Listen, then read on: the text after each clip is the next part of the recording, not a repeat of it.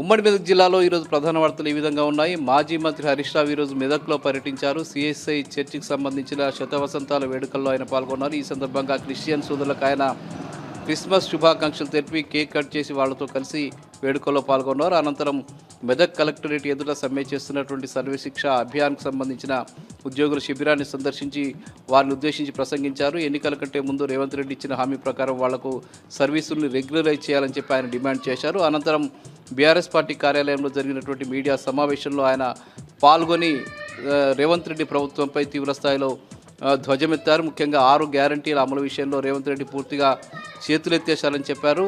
ముఖ్యంగా రైతు భరోసా, రుణమాఫీలు ఇప్పటి వరకు కూడా కాలేదని, ముఖ్యంగా దేవుళ్లపై కూడా ఒట్టు వేసి మోసం చేసిన ఏకైక ముఖ్యమంత్రి రేవంత్ రెడ్డి అని ఈ సందర్భంగా ఆయన రేవంత్ రెడ్డిపై ధ్వజమెత్తారు.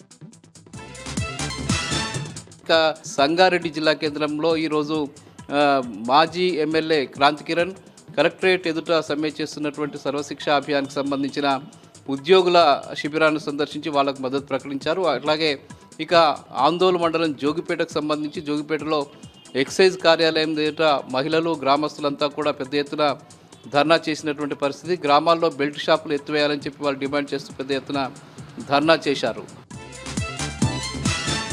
ఇక సంగారెడ్డిలో జరిగినటువంటి రిటైర్డ్ ఉద్యోగులకు సంబంధించిన భవనం జరిగినటువంటి కార్యక్రమంలో ఎమ్మెల్యే చింతా ప్రభాకర్ పాల్గొన్నారు. అక్కడ ఆయన వాళ్లకు మద్దతు ప్రకటించారు. విశ్రాంత ఉపాధ్యాయులకు సంబంధించి ఉద్యోగులకు సంబంధించిన సమస్యలు పరిష్కరిస్తారని చెప్పి ఆయన సందర్భంగా చెప్పారు. ఇక సిద్దిపేటలో ఏబీవీపీ రాష్ట్ర మహాసభలు ప్రారంభమయ్యాయి. గవర్నర్ జిష్ణుదేవ్ శర్మ ఈ సభల్ని ప్రారంభించారు. 2 రోజుల పాటు ఈ సభలు సిద్దిపేటలో జరగబోతున్నాయి. వివిధ ప్రాంతాలకు సంబంధించిన ఏబీవీపీ నాయకులు, కార్యకర్తలు పెద్ద ఎత్తున సిద్దిపేటకు తరలి వచ్చారు. ఇవి ప్రధానంగా ఈరోజు ఉమ్మడి మెదక్ జిల్లాలో ఉన్న